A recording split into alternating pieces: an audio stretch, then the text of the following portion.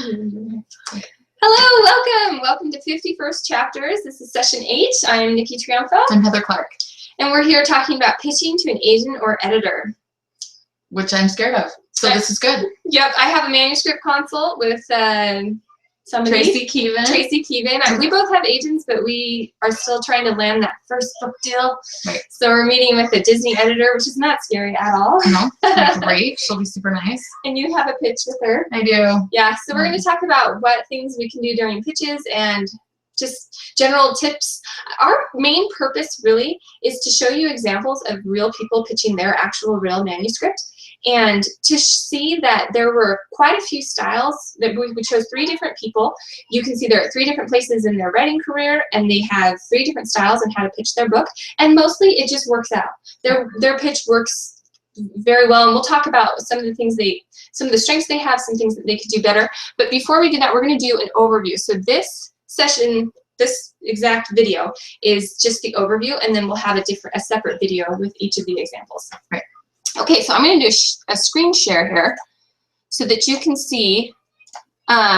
We have a handout for you. I thought it would go quicker if I just showed you the handout. We have the handout, and you can see in the link underneath the YouTube video, you can click and you can get your own copy of this. But basically, pitching to editors and agents, you can do this at conference. And so we're just going to go over these main points. So you're a writer. Why should you learn to pitch orally? And we're going to have Heather take that away. Because you have to, and you have to do it all the time. And especially if you're going to attend any writing events or talk to anyone. I was telling Nikki, I said most writers do not know how to pitch their book, and that includes me. And I think, but I answered with, she said all authors do. All authors do. Yeah, so if you ask an author to tell you, well, what do you write? The author has that little sentence, that little thing down. But the unpublished writers, I would say 90% of the time you ask someone what they write or what their book's about, and they get really uncomfortable.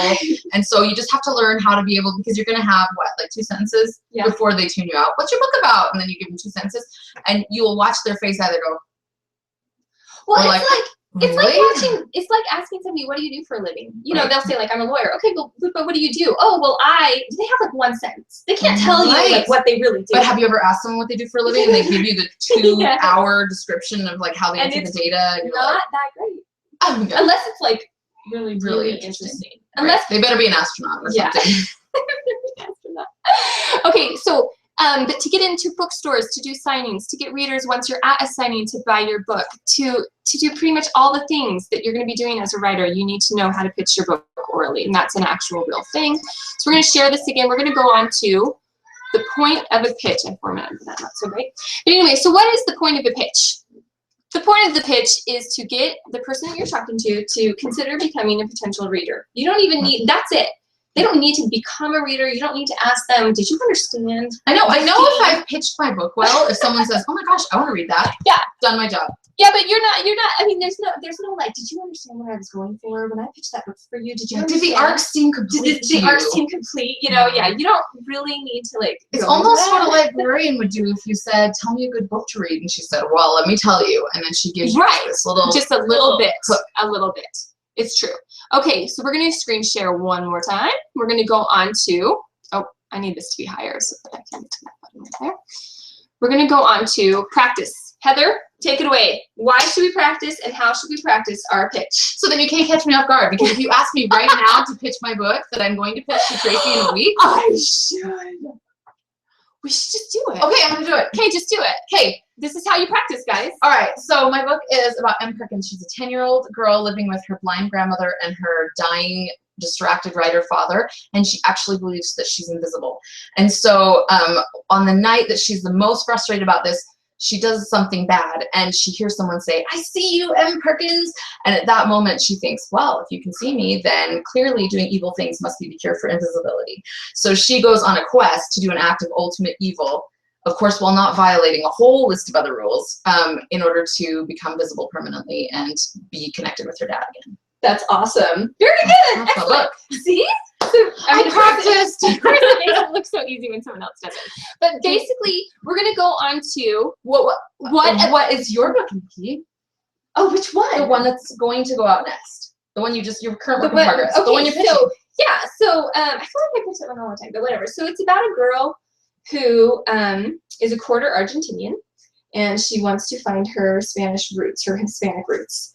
And so she watches telenovelas until she becomes desperately in love with telenovela star Emilio Baldassi Mirona.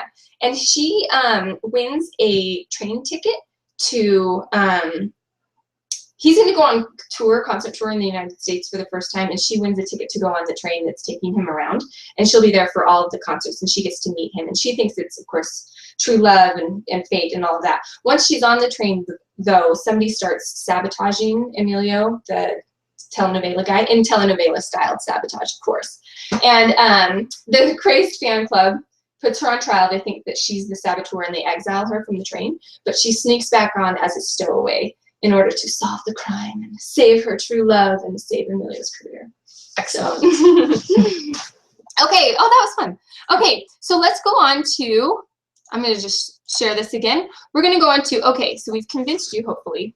Well, if we haven't convinced you, what we just did right there, you're going to have to do at every table you sit at Storymakers. Absolutely, and you should. You should do it at every table you sit at Storymakers. And if no one else starts the conversation, you ask people to pitch their book. Yes. Well, tell me about your book, but not too long about your book. Give me just a little bit of sentences, because I'm going to get bored quickly. And you know what? If you don't have your spiel, like totally, like talk about the genre, talk about what you're doing with it. I mean, just start somewhere, and it's fine, and then stop somewhere too.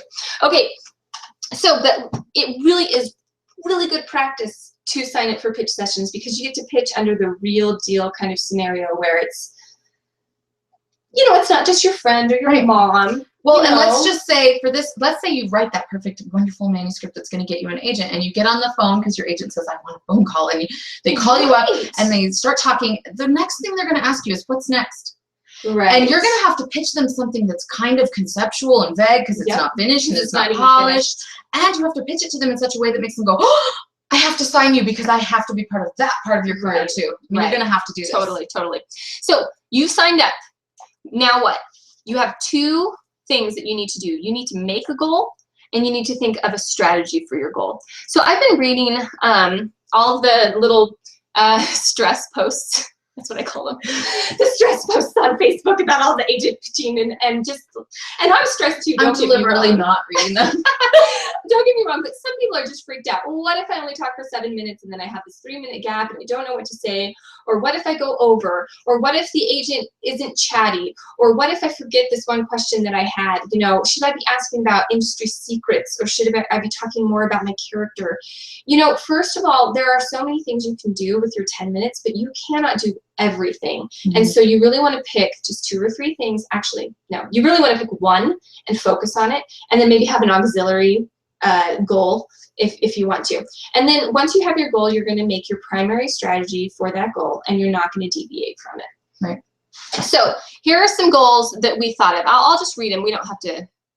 Anyway, most people's primary goal, I should put this one first. Actually, I think your primary goal should be, regardless of what your other goals are, is to successfully communicate what your book is about. That's my opinion. Agreed. Because that, you can't actually determine whether they will request pages, right, or whether any of those other things will happen, but you can determine whether or not they at least understand what you've created, right, so that they can know whether they want to. Right, absolutely. And so what we recommend is that your agent will probably very likely say to you, tell me about your book.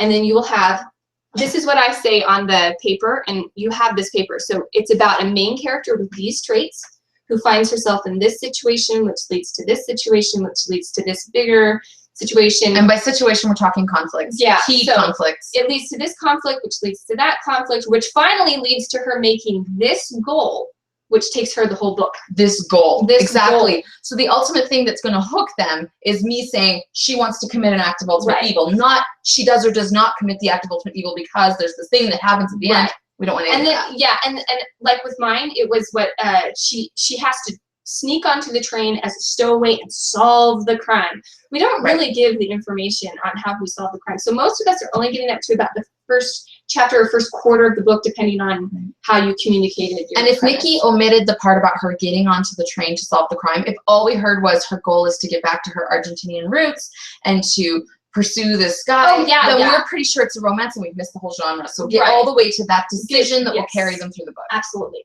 Okay. And if you don't have that, talk to your writing group about it, because right. that may happen that you actually, or at this point you're saying, I don't even have that thing. I don't have a goal. Tell them about, sometimes the problem of the pitch isn't your speaking skills, it's the book. Right, exactly. And my children are coming in here. Sorry. Yeah, sometimes the problem with the pitch is exactly what she said. It's the fact that you actually don't, either you don't have a main goal or you don't know the main goal. Right. And so figure it out. Yeah. What's your characters? What is like the kind of the concrete goal that's going to go through the whole story until we get to the end? And it may change right at the end, but. I'm even going to say, if you're ready for a pitch and you're like, I don't really have a goal. My character doesn't have a goal. I'm going to make one up that I could maybe say it still needs revision. And say it still needs revision. Then I'm going to pitch it as if it has it. Yes. And then I'm going to make some edits, and maybe they're significant edits, and maybe 8 months from now I send that manuscript. And your book will rock. And it will be better because of it. Yep. So that is my recommendation. Yep. Okay, if you're in this pitch thing, you've given your tiny little spiel. Your agent, really, if most agents are going to just take it away, they're going to say, oh, that sounds really interesting. So tell me more about this invisibility thing. Tell me more about this train ride. Tell me more about this whatever. Mm-hmm. And they will just take it. Some agents, I'm assuming, I've never actually run into one, but I'm sure that there are some agents who are a little quieter and they just say, oh, that's nice. And they don't really have much else to say. So your job then is to have a few things in mind, some topics that you could talk about. And so I wrote on here, I kind of wrote them in the order that I think that they are most important. So the first one is tone and pacing. So as soon as she finishes, she should say, I envision this as being a prankster kind of a book, or I envision this as being a really fun, high energy book, but with a serious message. The kind of thing that would compare to whatever. Give them a comp title. Give them a comp title or whatever. That's not identical. So tone and pacing. Something that gives them the feel of the book beyond just the plot. Character arc is always a good thing to go over. So like with you, it's kind of hinted at, but she's going to go from feeling invisible to somehow, we're assuming, feeling empowered, unless it's a tragedy. But she would mention that. If it were a tragedy, she would say. And at the end, she's still invisible. Setting is a good one to bring up if you want to. You can talk about theme if that's something that's important for your book, how it's different than other books in your marketplace or how it's similar. So you could say this book really stands out in the dystopian bookshelf thing because it's this instead of that. Right. You know, you can talk about subplots if you want to. And then also another thing is to just talk about your goal in writing it. So like, I really want to set girls free from the bondage of body image, you know, caring about that too much or whatever. And you can talk about that. That's fine too. Okay, I also wrote on here. Did you see this one? The goal. Some people have like a major crush on a certain agent. The person agent. The agent. It's got to be that agent. So if you go into that agent and they say, I'm not really interested in that premise for whatever reason, it's not the genre I'm looking for, or I already have something that's too similar. If you love that agent, say, well, what are you looking for next? Like, I will write you a book. That's the appropriate thing to say at that point. Okay, so we already went over successfully communicating what your book is about. There were a few other goals. If you want a request for pages, Heather, what other things, what strategies should you have? So you're going to communicate what your book is about. Right. What questions might you have? Well, I'm just going to say to Tracy, I understand that you're interested in literary character-driven middle grade, and that's what I've created here, and I would love to be able to send it to you. Right. So I'm just going to say straight up, I would love to send it to you. I would love to send it to you. And she can say, that sounds stupid, get away from me, and I'll say, well, thank you for your time. No, you say, no, I'm serious. If you want somebody to request your book, or pages, if you want somebody in the literary world to have your pages in front of them, then if the book isn't for them, then you can say, it's totally within your rights to say, do you know any other editors or agents who might be interested in this? Anyone in your company, anyone that you're friends with? May I mention that you mentioned them? You know, may I say, you know, I was talking to Tracy Keevan the other day when I was at a conference, and she mentioned that you're interested in fantasy. So I'm writing you da-da-da-da-da. That is a really great opportunity that you can use. So even if they aren't interested, if they can point you in a better direction, that is totally a legit way to use your time. Right. And you know, if you're in a consult, I mean, I'm assuming this is a pitch, but if you've shown them any information, any of the query or any of the things, you could say to them, do you have any feedback? Right. on the way I've shared this with Right. you, on the synopsis. Right. Always ask and for, how do you think this fits in the current marketplace? right. Really good information to have Right. for when you're querying later to, you know, even if this agent doesn't pick you up, Right. really good way to get more information on how to help your query. Right. If you get the request for pages, then you've already got your goal. If you didn't get your request for pages, then you're going to want to transition into what's your next goal. Is it to get a name of somebody you can send it to? Is it to get advice? Why wasn't that pitch working? Is it to get advice? You can also ditch all of this, and there are some other goals you can have. Instead of communicating orally what your book is about, you can come in with a query. You can't really do both, so you have to pick in advance which one you're going to do. But you could come in with a query letter and say, this is a query letter that I've sent out. It's not really gaining a lot of traction. I think it's a strong premise, so I'm not sure what the holdup is. Here it is. And then they can say, well, here's what wasn't communicated correctly, or you think your premise is really strong, but here are the issues that I see with it, the weaknesses that I see, whatever. And that's a really good idea if you're in that phase. Yeah. If you're meeting a local editor who is small press editor, you may not be sure that you are going to work with them. Even if they request pages, you might be a little unsure if you would even say yes. So it's totally appropriate to have some questions in mind for them. About what they do for their authors. What's your marketing scheme like? Would I be linked with other writers who work with you so that we can help each other with marketing? Who does your covers? Can I reject a cover if it's not working for me? Just get a little bit of a sense from them for that too. And then finally, you can make, I recommend that you do make, and I always did, I always made a cheat sheet, like a 3x5 card. I had my primary goal written out, and then I had some keywords that would help me remember, like tone and pacing, character arc, and maybe one other thing that's question related, like who else can I pitch this to, or to keep you on track so you don't walk out after those 10 minutes and go, I missed the entire goal. Right. So just make sure you get to the goal, you know, and it's okay to pause. It's okay to tell your agent, like, I'm so nervous here, wait, just give me a second. Yes, and you know what? My experience with agents, and I've had two at this point, but I will say, like, as I've talked with them, they're people. They're just people. They are. And they just want to talk to you, and they are looking for great ideas, and they are so passionate about books, and they want to help writers succeed and be happy, and this is a great experience for them too. Don't be too scared, and just be yourself. Okay, awesome. On that note, we're going to go ahead and end this, and be sure to check out, we have 3 example critiques. We're going to show you the critique. We're going to pause it while they're talking, while the pitch is, sorry, we're going to show you their pitch. Yeah. As they were pitching it, we'll pause it a few times, and we'll give our critique as they're talking, and then we'll let them go again. Okay, so hopefully we'll see you for that. Thanks, bye.